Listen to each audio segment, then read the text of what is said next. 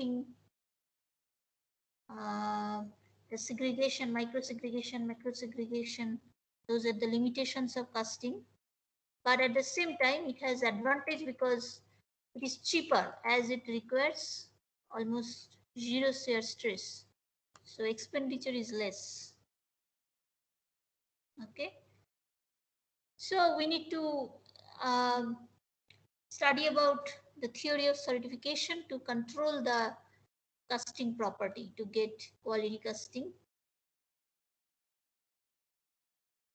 Then we learned how to estimate the cooling rate of a material because at higher cooling rate you can get finer microstructure, smaller dimension of the microstructure, small grain size, which eventually improve the property of the material.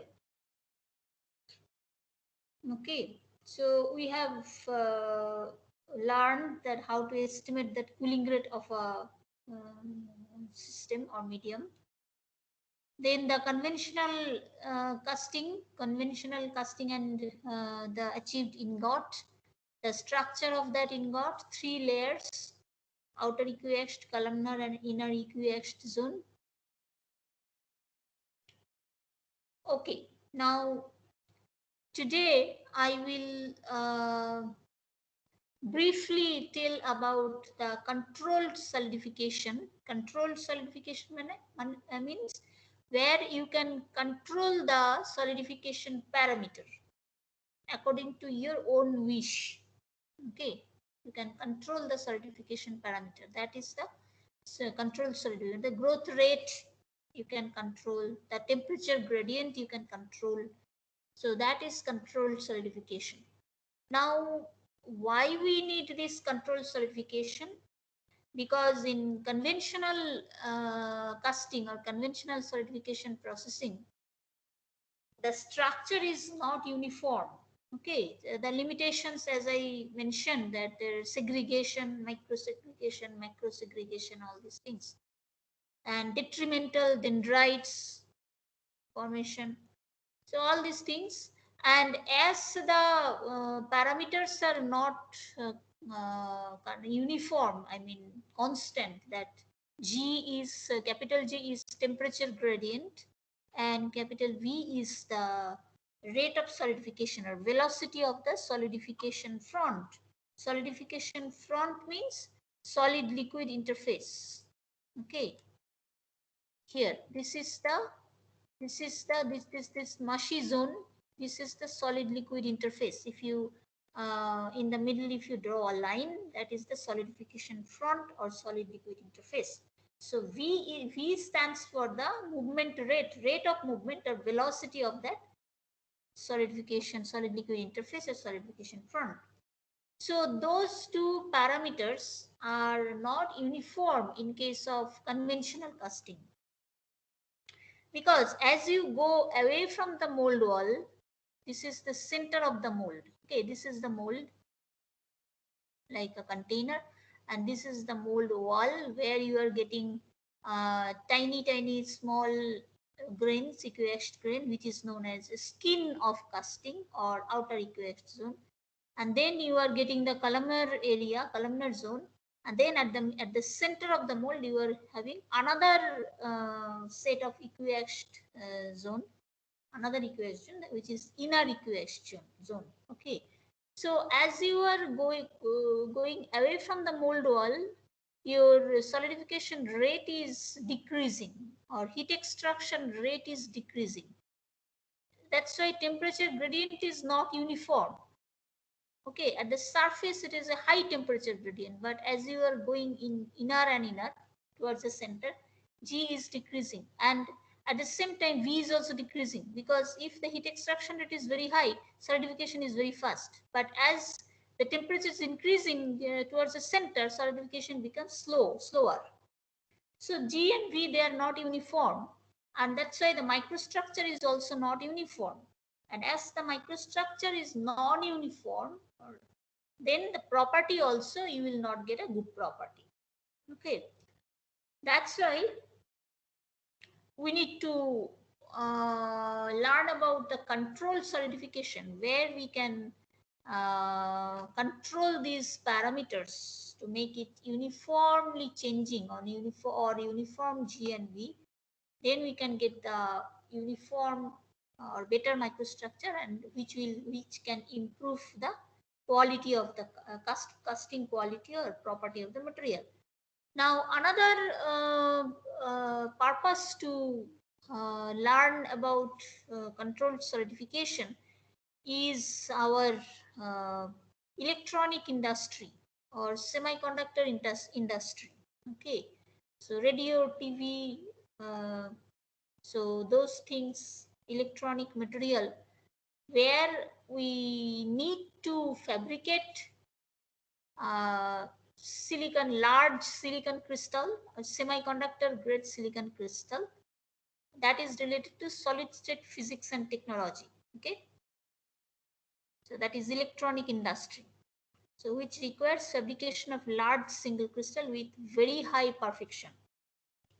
So for that we need to know about the single crystal growth technique, how only one crystal can be growing rather than the material itself, like the conventional casting technique, they are all polycrystalline material.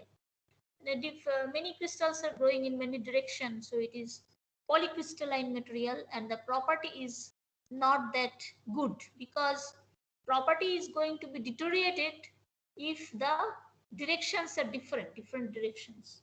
Unidirectional property is always good, better. Okay. So in case of a polycrystalline material, because one crystal orientation is influencing the other crystal orientation, that's why in case of a polycrystalline material, the property is always inferior compared to the monocrystal or single crystal material. So we need to learn about that single crystal growth technique also to walk in the same pace with our modern science and era of modern science and technology. Now, single crystal, there is a huge area for that single crystal growth techniques, types of techniques and their description and the applications, their advantages. Each of them has advantages, disadvantages.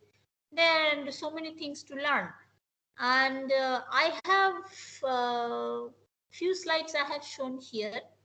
Mainly this slide, this current slide, this here I have summarized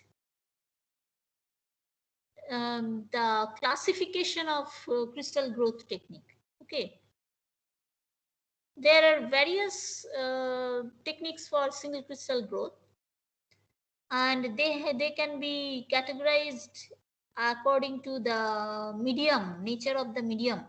Like if the crystal is growing from melt, then that is one category.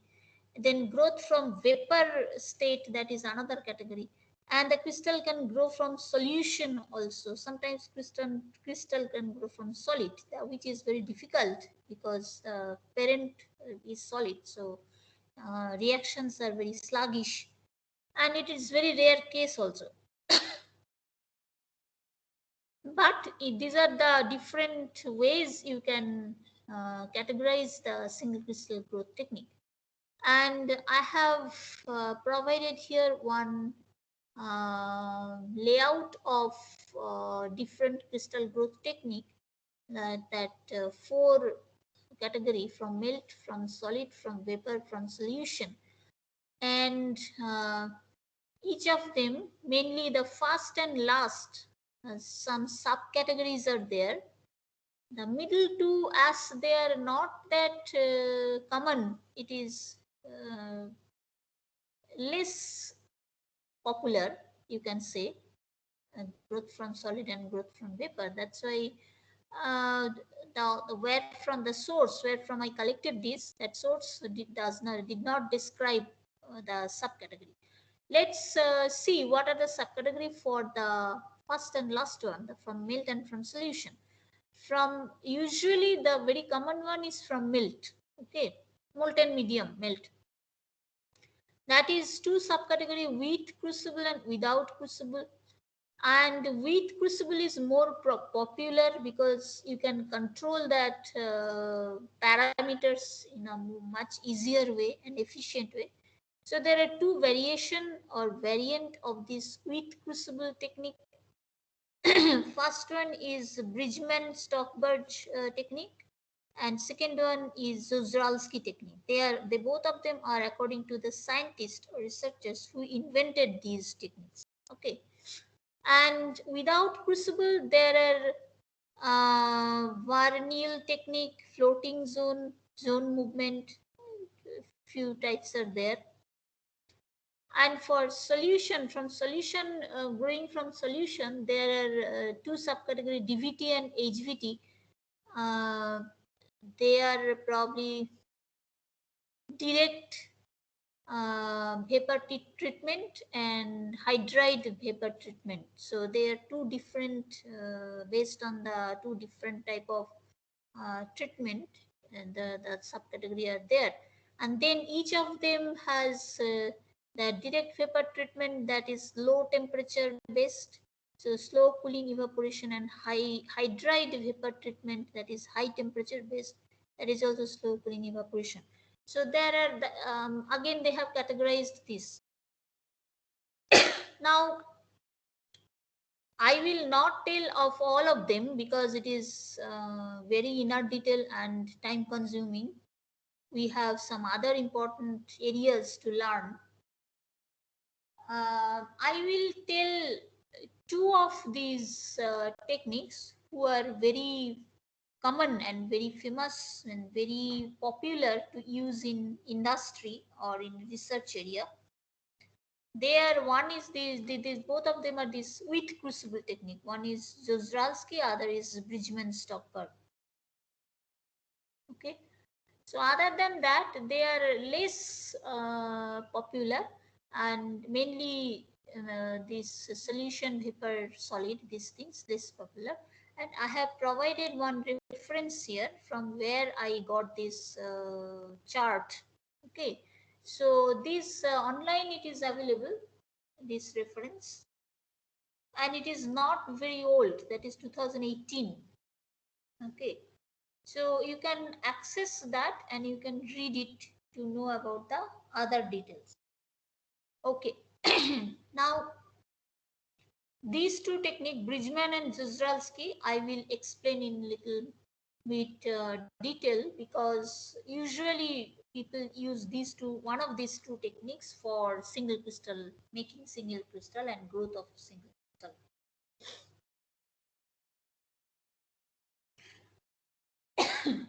Just a minute.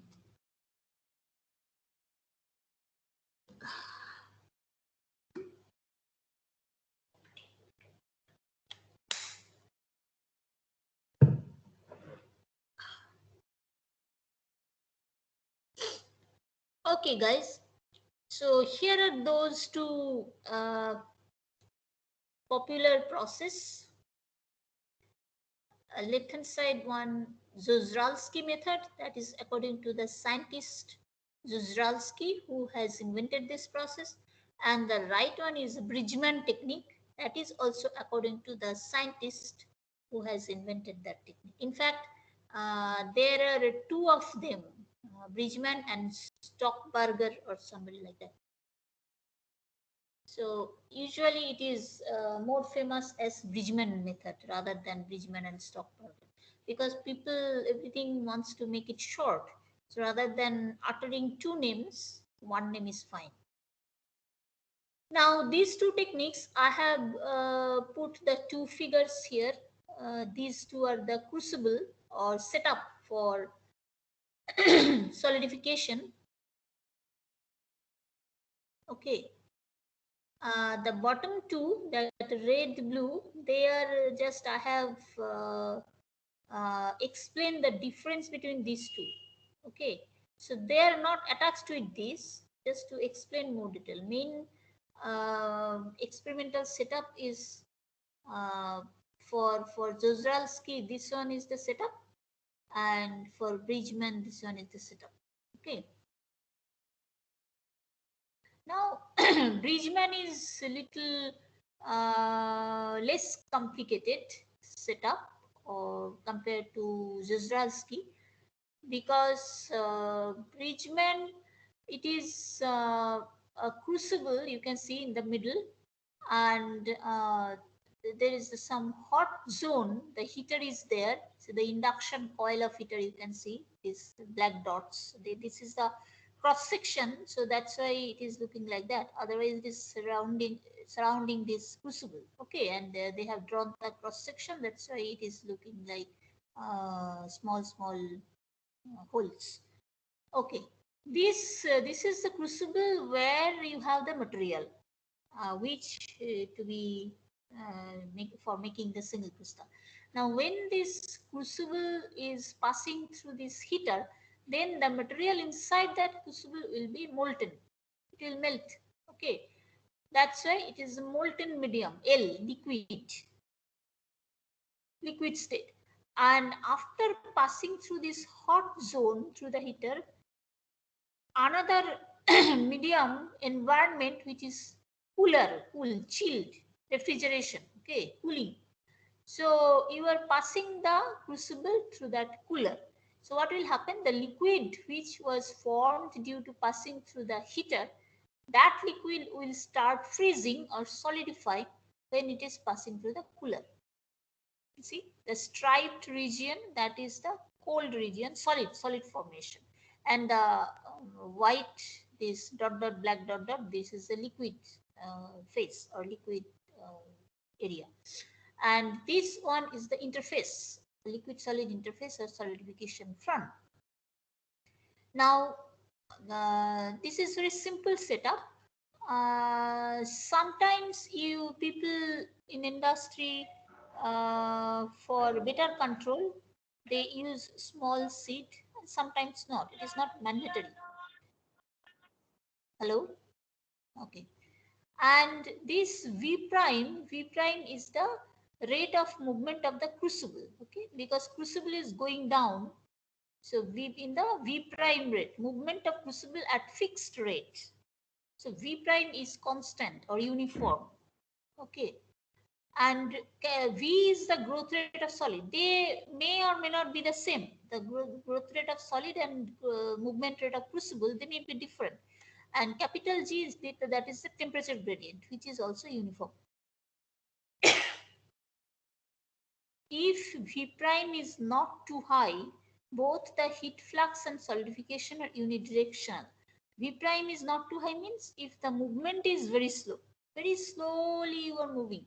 So that's why these parameters, the temperature gradient, the heat flux and solidification rate, they are unidirectional, and temperature gradient and the rate of solidification, they are also very slow. They're uniform.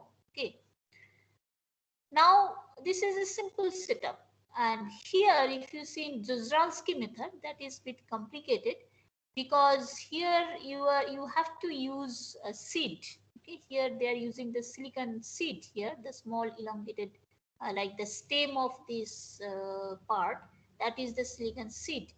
And the bottom one, that is the single crystal, which has been formed from this melt, silicon melt. This is silicon melt, and as it is pulled up, okay, you are pulling upwards, so that single crystal which is forming from this silicon melt, that is going to be attached with the silicon seed, and it is also pulling upwards together. And this crucible is relatively large in size. That is why the rotation of the rotation process has been provided time to time to mix it properly, to get the homogeneous molten medium. Otherwise, the composition variation will be there, which is not desirable. Okay. And this is a crystal pulling technique. Seed gradually pulled out of the mill. So this is even gradual addition of the silicon atom to the silicon single crystal, and it will be a big, large single crystal. It is just one crystal. Okay. and the pulling up velocity will be very slow, that is 1 millimeter per hour. In this rate you are pulling up this crystal. Okay, the heater and inert gas obviously you have to provide, otherwise the silicon is very susceptible to oxidize very easily. Okay. And another point to uh, pay attention, that the top rotation and bottom rotation, they are in opposite direction. See, if it is this is anti-clockwise, this is clockwise, to get it mixed properly and keep it homogeneous. Okay, and the bottom red blue figure that I have put separately to clearly explain. This is the pulling up technique, this Zuzalski pulling up growing single crystal, and this Bridgman, that is descending order of descending movement of the crucible, or pulling down, you can say, in a relative comparative way. Descent of crucible with growing single crystal, it is going down and it is going up. Now for having this temperature gradient and growth rate of solid very uniform and slow, the microstructure you will obtain will be very highly uniform throughout the specimen, because of this constant temperature gradient and uniform movement rate of crucible. That is the main advantage for having the single crystal growth. Okay. There are another variety of this controlled solidification, which is not single crystal growth technique, but it is a directional casting. Directional casting means, in a mold, if you put a chill at the bottom or at one side of the mold, then the solidification will prefer from that side, because if you suppose you have put a chill surface at the bottom of this mold, okay, and you have put insulation at the other sides of the mold, so definitely the solidification will proceed from this bottom, because it is a chilled surface and heat can be extracted from here. Whereas as you put the insulation at the sides, there will be no heat extraction, okay, or solidification. So heat is extracted via chill. This is the striped part is the solid part, and this is the liquid part, and V is the growth rate of solidification front, or solid liquid interface. It is growing in this direction.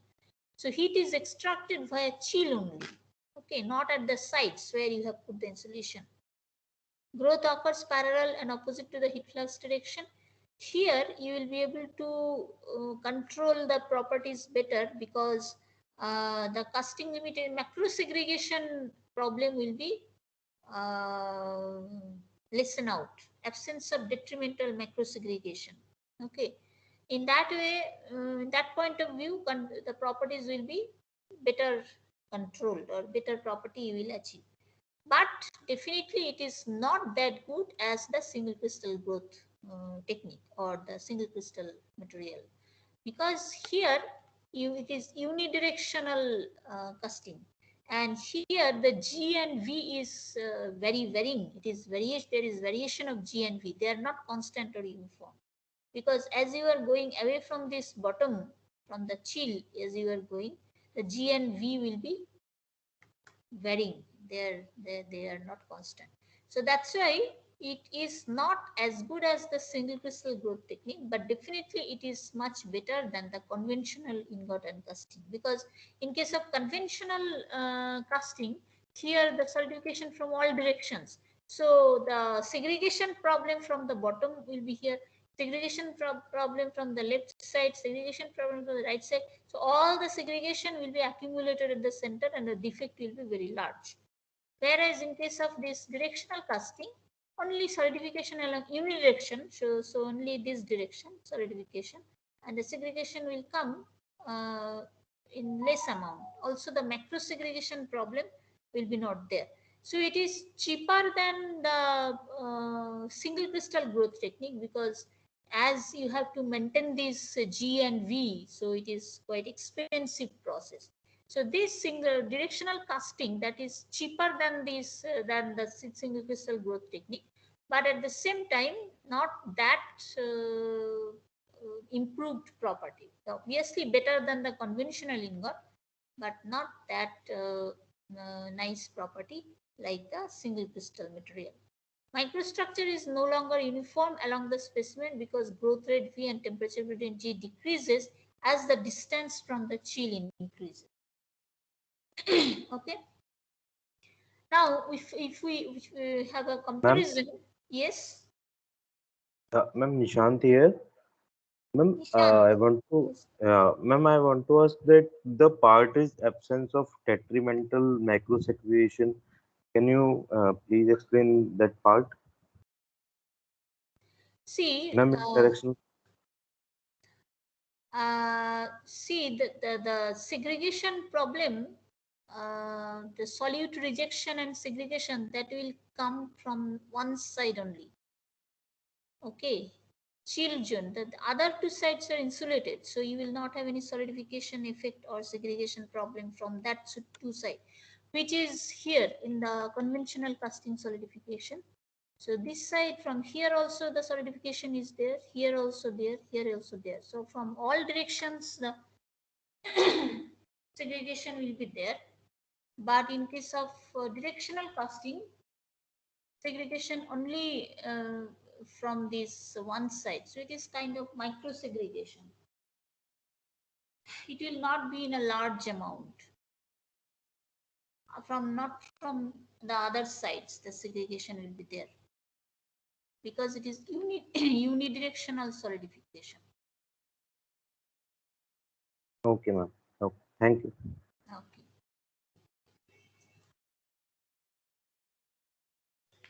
Okay.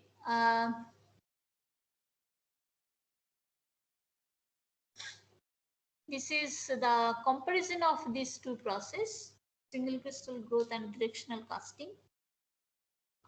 This single crystal growth technique, it is very expensive because to maintain this slow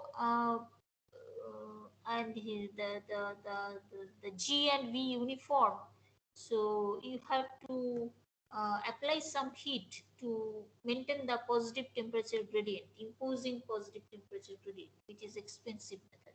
Okay, so that's why it cannot be used in a large scale certification. So you can use, it is restricted to use in small specimen or only for high quality research purpose. It is not in a large scale, you cannot use this technique. Although some industry, I know they are having this setup, but still they do not use it for mass production. Okay, whenever in industry also they do research, right, to improve for quality improvement and all this. So they use on mainly on that purpose. Also, just give me a minute. Somebody, give me 1 minute. Okay, I'll be back.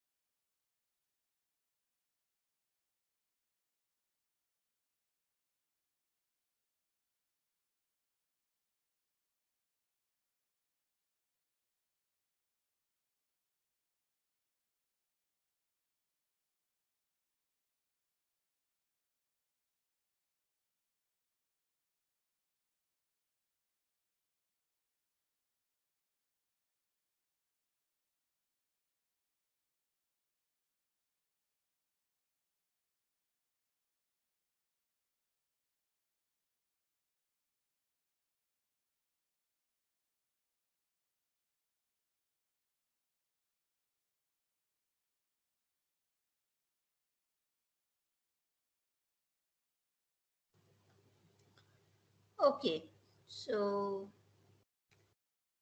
yes. So in industry, some of the industries have this facility for single crystal growth of single crystal. But as I mentioned, that mainly they use for research purpose for quality improvement, and also they produce some, but it is not in mass scale because of the expenditure. It is very expensive. Whereas this directional casting, it is cheaper than this single crystal growth technique, and mainly for gas turbine blades, this directional certification or controlled solidification directional certification technique used. Combine the proper alloy development, this process results in higher efficiency and longer life for the gas turbine blades of aircraft. Okay, so directional casting is in the middle of single crystal growth and conventional casting. That is the main point. Okay.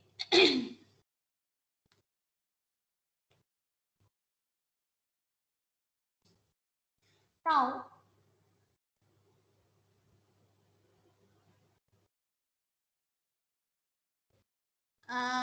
this slide explains you the temperature distribution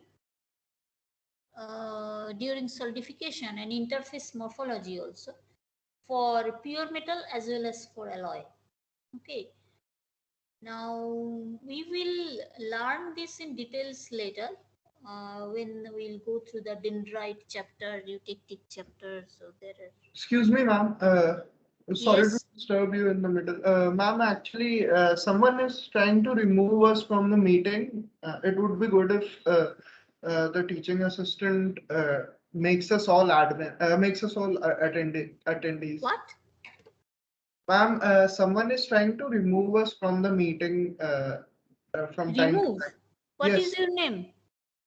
Utkarsh Pratap Singh. But you are in the ERP, right? Who is trying to remove you?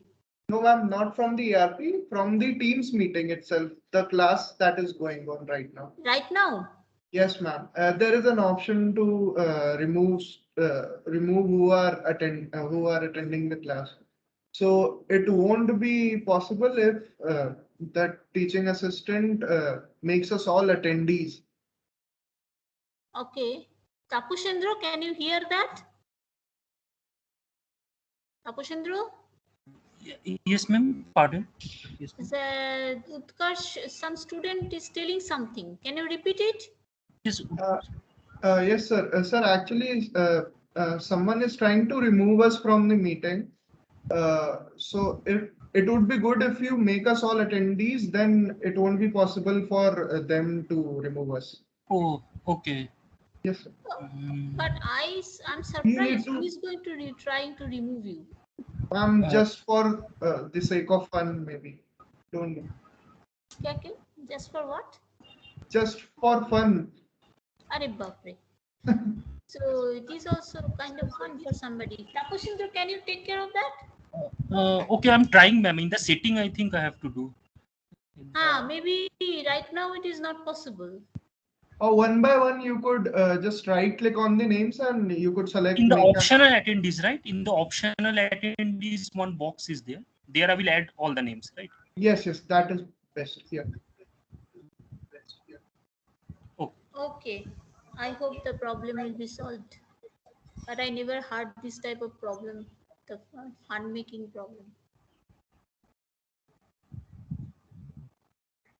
Well, it is teenagers fun, but I don't think you are in teenager now. Anyway.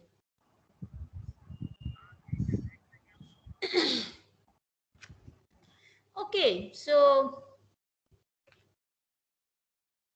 can you see that who is trying to remove you? No, ma'am, that information is not available. That is why he or she is trying, because they are not exposed. Yes. For privacy purposes, Microsoft doesn't reveal that information. Okay. Okay, so this slide explains about the temperature distribution and interface morphology during solidification.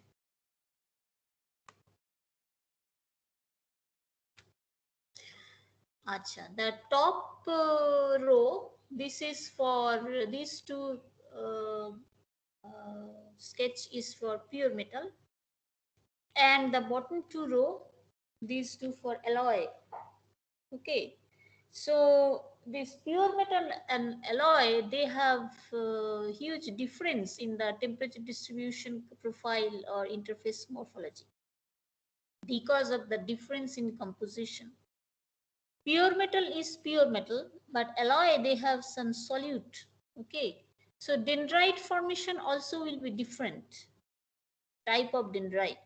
Okay, one by one. For pure metal, the left hand side sketch, this is for columnar zone, and the right hand side sketch, that is for equiaxed zone.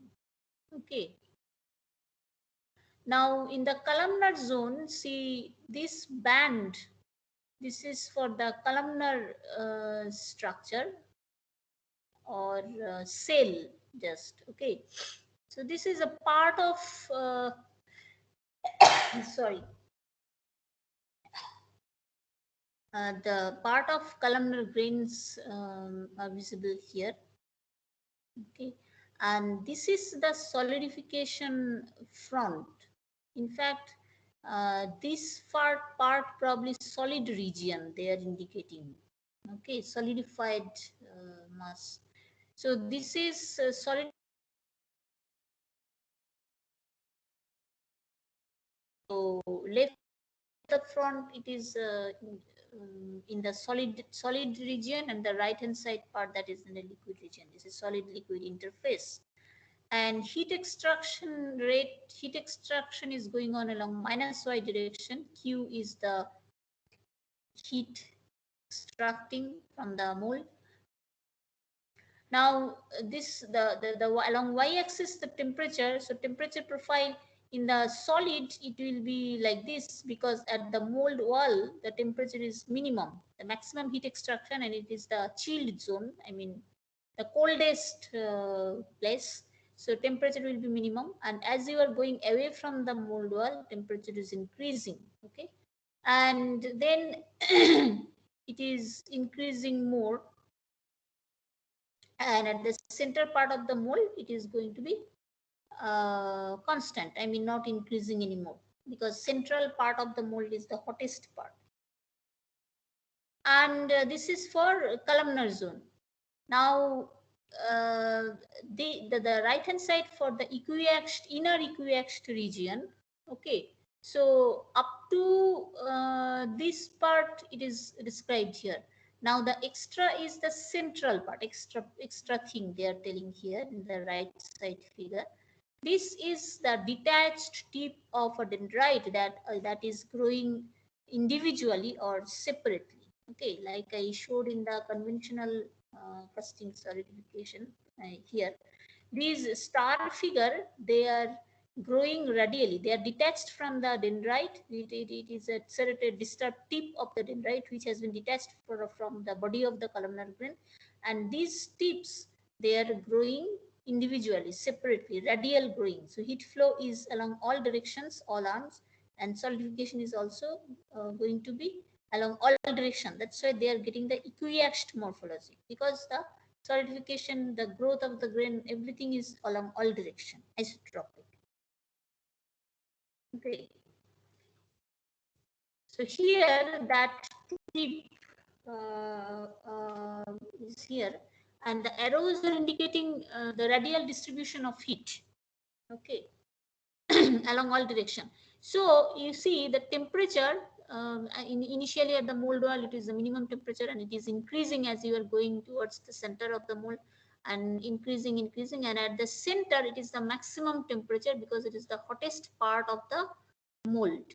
So here at the center, where you will get this tiny crystal, equiaxed crystal, there it is the maximum temperature, and again it will start decreasing for the other side of the mold. Okay, there is the mold, another right side of the mold wall. So it will be looking like this. And this is for pure metal. So the dendrite that will form, that is the dendrite, because in pure metal there is no solute present, so no compositional variation because it is pure metal. Only the thermal fluctuation is there, rejection of heat. Okay, so the dendrite formation, that is the thermal dendrite in case of pure metal. There is no solutal difference, solutal dendrite. Okay, but in case of alloy, this dendrite or solutal dendrite. Okay. In alloyed material, the dendrite, the columnar zone, it will not be planar. Here in the pure metal, it is planar interface. The solid liquid interface is planar because it is just columnar structure, not dendritic structure. But in case of solute alloy, this is a dendritic. The columnar zone, they form the dendrites. The tips are serrated because of the rejection of mass. Okay, once the solidification occurs, as I mentioned,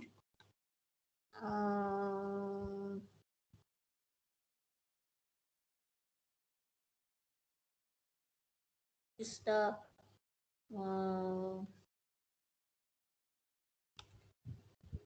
okay, so here solid liquid interface. So this is the solid liquid interface or solidification front. So here this is the solid part and this is the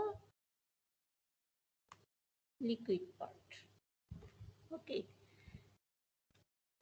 Now during solidification, the composition of solute in solid CS, if you think this is the y-axis is the composition showing the concentration variation. So the composition of solute composition in solid, which we say CS. Sorry about the funny writing. Let's try to.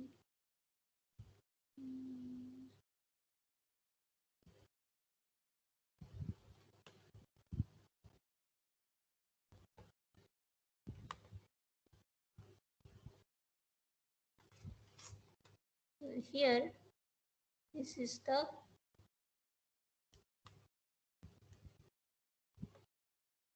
C stands for concentration, sorry, and S stands for solute. Solute concentration in solid and solute concentration here will be solute concentration of liquid, because in liquid the diffusivity or the solubility is more. Okay, so CS will be lower than CL. CL is the solid concentration in liquid and CS is the solid concentration in solid. So CS is less than CL at the solid liquid interface. And this excess solute, the difference between CL and CS, they will be rejected at the solid liquid interface like this, the solid excess solute rejection.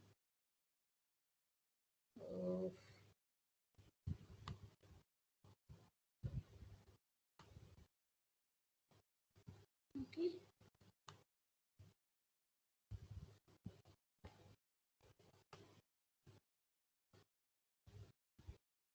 Like this. So this rejected solute now, so that will make the difference in variation, compositional variation. Okay, so and the solidification front, that will be not planar anymore, that will be dendritic. This solidification front, it will be dendritic in nature, that serrated tip and the tip will be there. It will not be blunt like the pure metal, because of the presence of the solute, and there will be compositional variation because of the solute rejection at the solid liquid interface. So you will have dendritic feature in the columnar zone in case of alloy. Temperature variation will be the profile will look like a similar type of profile. The trend will be similar. If definitely temperature amount, I mean the measurement of temperature, the amount of temperature will be different, because of temperature of the system depends on the concentration.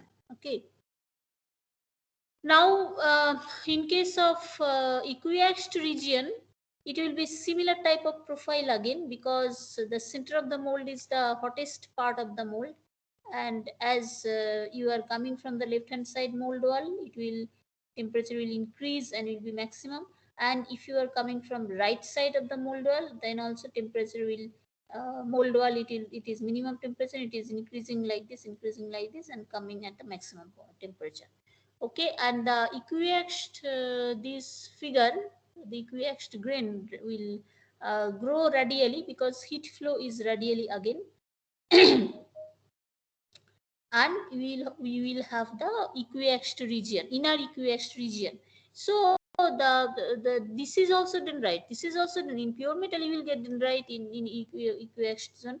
In alloy also you will dendrite, but there is a difference between these two dendrite. In pure metal it will be thermal dendrite, and in alloy it will be solutal dendrite, because it is mainly forming because of the compositional variation, that rejection of mass solute, rejection of solute, accumulation of solute, and it will be diffuse because it is higher potential of concentration, and here away from this solidification front it is lower potential come to concentration, so it will diffuse like this from higher potential to lower potential. So these dendrites, they are forming because of the compositional variation, and that's why the name is solutal dendrite. Okay, so in case of alloy, you will have equiaxed region. In case of pure metal, also you will have equiaxed region. But these two dendrites are almost indistinguishable. Only the difference will be may exist in the scale dimension of the dendrite. Okay, difference in equiaxed morphology for pure metal and alloy may exist in relative scale of the dendrites, but the features will be more or less same. In case of columnar growth, the melt is the hottest part. But in case of equiaxed solidification, the crystal is the hottest part. And that is why to continue the solidification or to finish the solidification, you have to apply the cooling system at the center part of the mold, so that the heat can be extracted from here. Otherwise, heat is rejecting, mass is heat rejection. So at the center, it will be maximum heat. So if that will not allow to solidify this small star figure, unless you are putting a central cooling system, then this will be able to rejecting the heat from its body, and it will be able to solidify. Okay, and another important thing is there the undercooling is needed for solidification, and in next class I will teach a different type of undercooling we need to learn. There are various type of undercooling: temperature, thermal undercooling, kinetic undercooling, pressure undercooling, curvature undercooling. There are varieties undercooling need to be explained to you. Okay. Excuse me, ma'am. Yes. Ma'am, can you please again explain the difference between these two dendrites, ma'am? Pure metal and alloy dendrites. Pure metal dendrite is thermal dendrite, because pure metal there is no solute rejection. In case of solute rejection, there is no solute. Pure metal, right? There is no solute. In case of alloy, there is solute. If A is the matrix, then you are adding B solute there and you are making the alloy. Like brass. Brass is an alloy of what? What are the ingredients there in brass element? Do you know that? Copper, zinc, copper and zinc. Copper and zinc. Yes, So which one is which? Who is the parent element and who is the solute element? Alloy. What is the percentage? Do you know that? Anyway, so there are more than one element in alloy, right? Copper and zinc. But yes, in pure metal, like pure copper. So during solidification,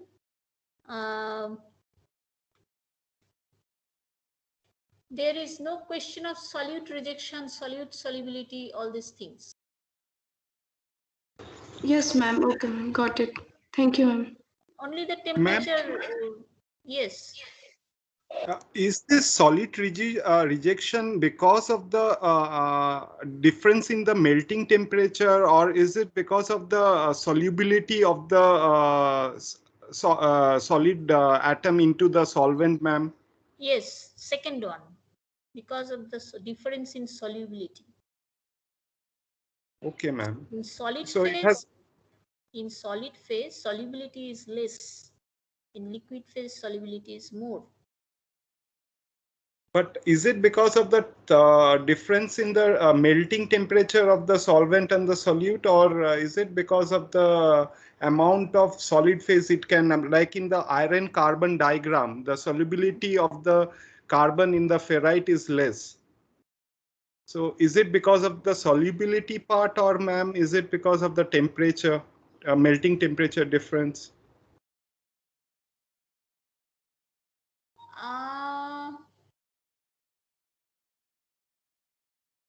No, I think it is solubility point. Okay, ma'am. Okay, ma'am. Yeah. Solubility point. Ma'am, And the solubility, probably it is indirectly related to the difference in melting temperature also. Yes, somebody was asking something. ma'am, why is the crystal the hottest part in aqueous solidification? Why is it even more hotter than the melt? Because there also temperature gradient exists, and the melt should be. I mean, why is the crystal hotter than the melt in aqueous solidification? Because they are accumulating heat, no? As they are growing, the solidification front is going towards the center part of the mold. So heat rejection, because it is solidifying. The left side of the solidification front, it is solid. Solid has less temperature. So temperature is increasing as you are going towards the center part of the mold. That is why these things are hottest part. Actually, the center part of the mold is also hottest. Okay, hot, but you are arranging some hair. Just a minute.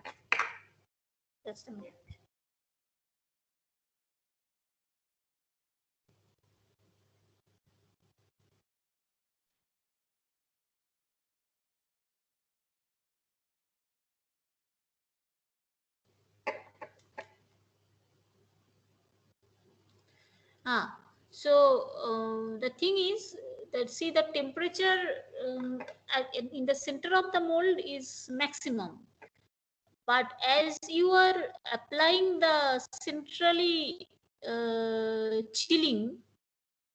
cooling system, so heat is extracted from this central part. That is why this solid is calling the hottest part of the system, because heat is radially flowing. Because the heat flows from higher potential to lower potential. Now you are arranging some cooling system, so definitely the molten medium is getting cold by that. So then this solidified part is the hottest part, and they are rejecting heat in the cold medium, and in that way they are solidifying. Okay, ma'am, got it. Thank you, ma'am. As you are in the centrally cooling system, that's why the molten part in the central region, they are extracting the heat. Okay, and when something can extract heat, when the temperature of its that part is less, then only then that can extract it. And it is extracting heat from where? That equiaxed solid mass. That is why that equiaxed grain is called the hottest part of the melt at the center.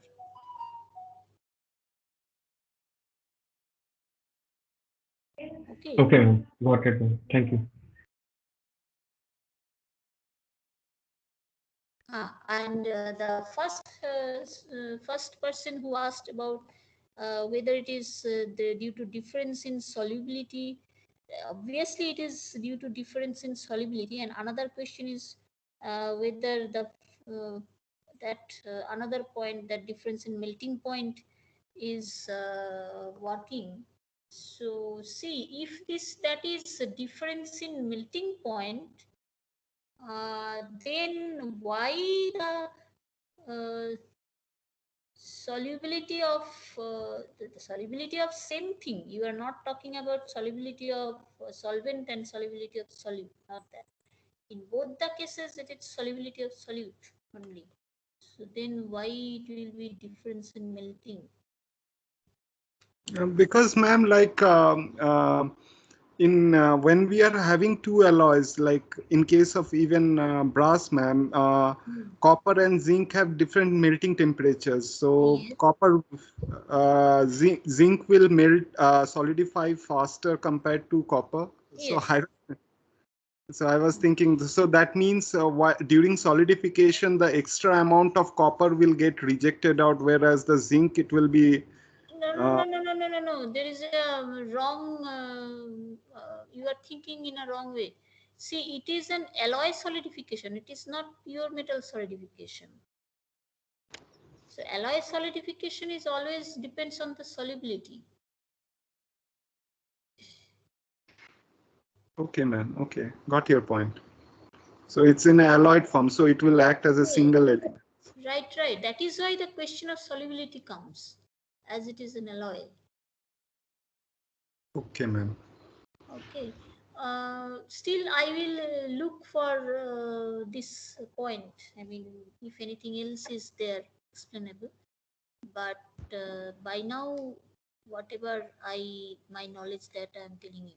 So once when you are thinking about alloy solidification, it is solidifying as an alloy, and that's why the solubility question is there. Solubility of solute in the solvent.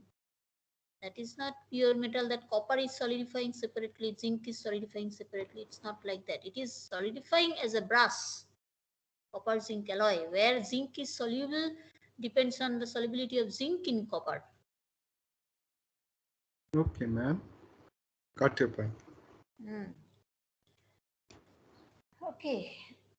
Interesting thing, and it's good to learn many things, you know. Okay. So these are different microstructure.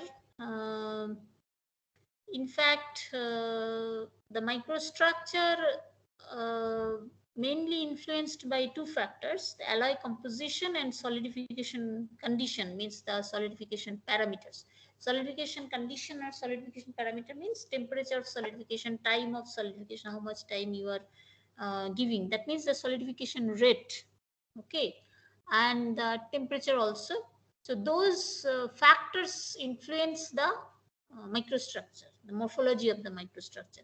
Mainly two basic morphology we can see, dendrite and eutectic.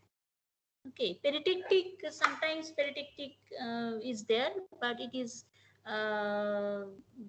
mainly grows in a dendritic manner. We will discuss it later. And mainly the two basic morphology is dendrite and eutectic. And in most of the cases, we get a mixture of both morphology. I mean, dendrite, interdendritic eutectic in a dendritic morphology, or intereutectic dendrite in a eutectic morphology, like that. It is a combination of both.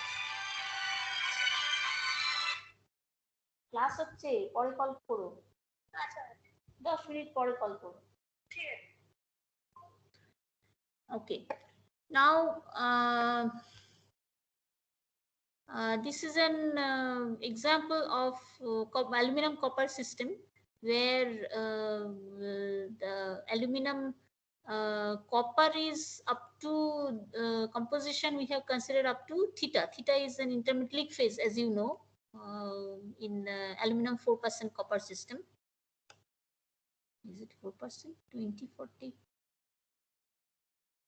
No, it is, I think, 50, more than 50, about 60% copper. Anyway, so two terminal solid solution here is alpha and theta. These are the two terminal solid solution. And here you see we can divide in this phase diagram has been divided in 4 area. One is depending on the morphology of the microstructure. Along the A, I mean at for pure metal, where when the solution the alloy is not there. I mean B percentage of B is 0 here, so it is pure metal. You will get pure substance solidification morphology. So it will be in a planar morphology, planar solid liquid in the front, planar morphology, or some thermal dendrites may be there. So in case of that is dendritic morphology. And B band, the band B here, which is for solid solution dendrites. Okay, because some solute is soluble here, partly small amount of solute.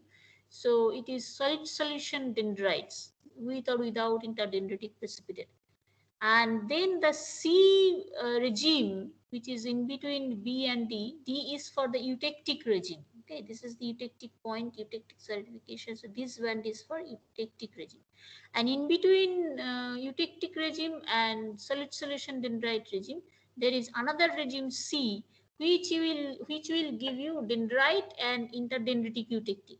I mean, if it is near eutectic composition, then you will have dendrite along with some interdendritic eutectic. Okay. Then, so these 4 type of morphology we can get, and it will be same if you consider from that side, the right hand side, because here again it is a pure element, that solute element, it will be 100%, and then eventually you will have this 4 area or region. Okay, so these are just preliminary knowledge, and eventually we will learn some more for each of them. The main thing is only dendrite or only eutectic feature is most of the cases is not there. Usually we get mixture of both kind of morphology. Okay, I think we can continue next class because it is almost 12. So on Thursday I will continue from this slide, some capillarity effect, that curvature under cooling, and some other kind of undercooling I will teach. Excuse me, ma'am. Yes.